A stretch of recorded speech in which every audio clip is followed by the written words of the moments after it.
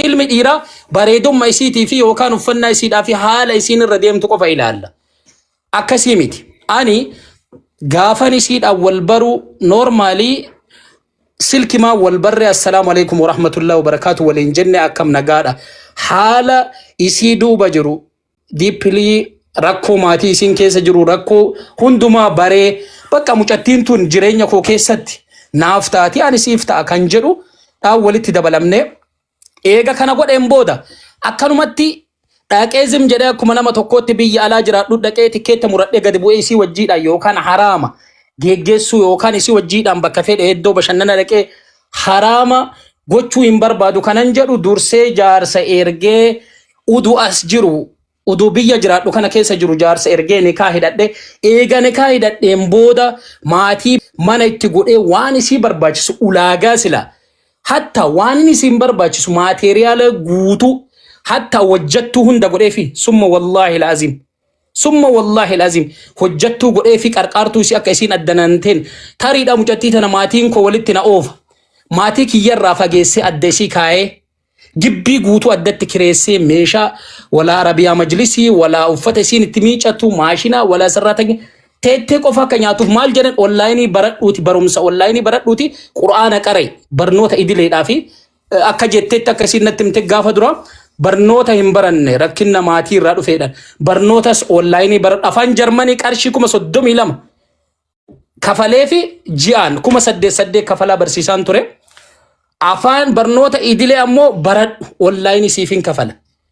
Dubartii irraa baradhuun jedheen namticha afaan jarmanii namticha kiristaanaa wayii dhugaa rabbisnii fiduu dandaalleedha nama miskiina nama gaarii manatti dhaqii naa barsiis jedheen namticha nana mana dhaqiitii manatti naa barsiis jedhe alarra taa'ee saaleeda anammoo nan arga waan ta'eef kaameraa uduusiin hin beekin gaafuma biyya dhaqee kaameraa sikurit kaameraa uduusiin argin nama waamee gaxxamsiisee biraa deeme maaliif haala kanaadhaanin waliin ji'a lama bira ture ji'a lama kana keessatti haaluma gaariidhaan uduu jiraannu qanii tokko silkiin tokko irra bilbilamee jennaani silkiin kun ka'ee nuti jedhe anin beeku mucattii obboleessa kan keetiitti ittiin bilbilee naan jedhe silkii san qabadhee telee naannoo piraankoo dhaqee gaafa jedhu haati manaa tiyyatun silkii anin beekne an silkii tokko qofa beek silkii sadiitu gadi bahe torbee irraa ka isin jijjiiraa namoota hedduu wajjiidhaan haasoftu. Akkasuma qabee guyyaa kana haadha isiitiif abbaan isii na bira jiranii soddaa kabajaadhaan waamee itti qalee guyyaa 3-4 na bira jiranii silkii kana hundallee haalaa fi wannaan kiyya adiidha.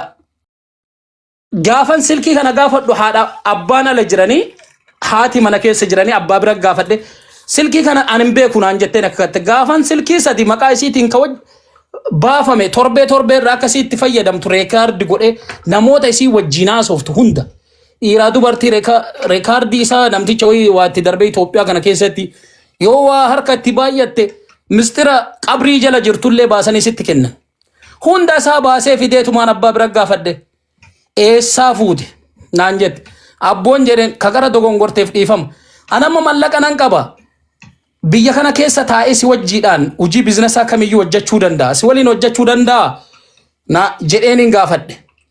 Lakki na biraan taa'inidha xiqqoo obboleessa kiyyaawwaa wallolee jiruuf waa'uma qabeenyaa kanarratti. Innoo ati yoo as teette nama ajjeeftaa deemnaan jedhanii sossobaniitumaan na geggeessan akkasumatti hin deeme. Qaanii asuma taa'ee oduun ila ree qaladhuun minaamina dhugaa rabbi.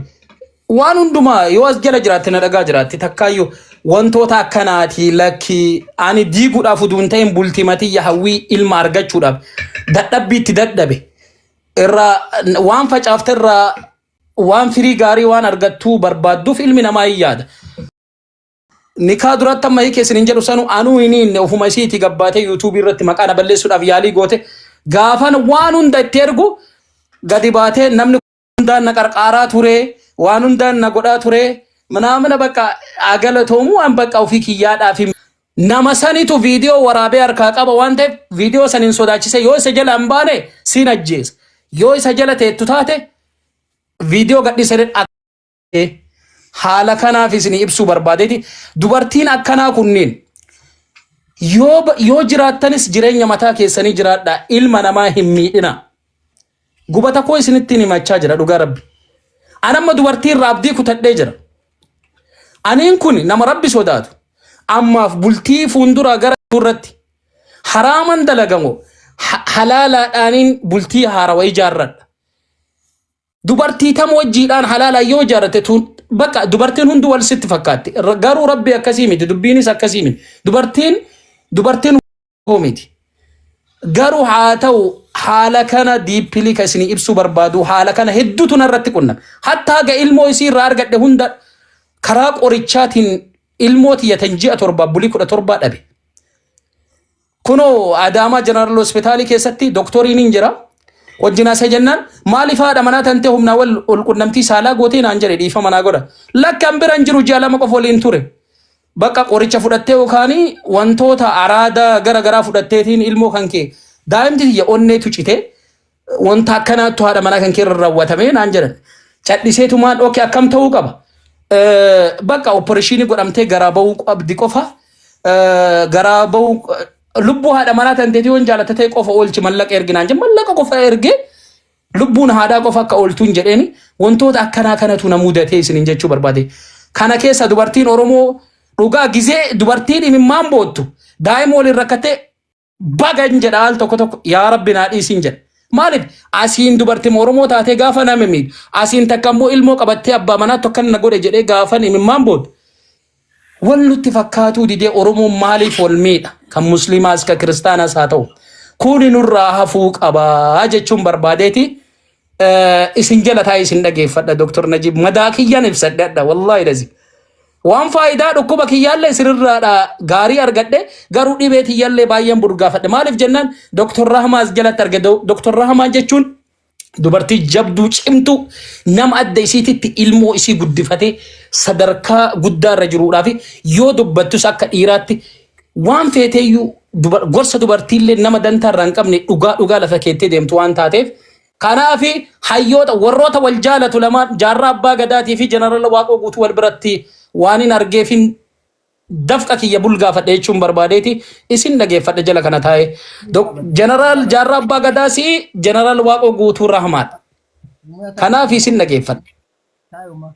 Abshira ayelelo bagana ganufti haya emin amma wani lal ini wani macha bitula maje fi wani nije wani Abdurrahman je wantak bakka kanarratti lan tuwa wani kamne wani kumparno tabba fadi ko dubarti damo hada manati mo abba manatu jaalala balleessaadha bultii balleessaadha.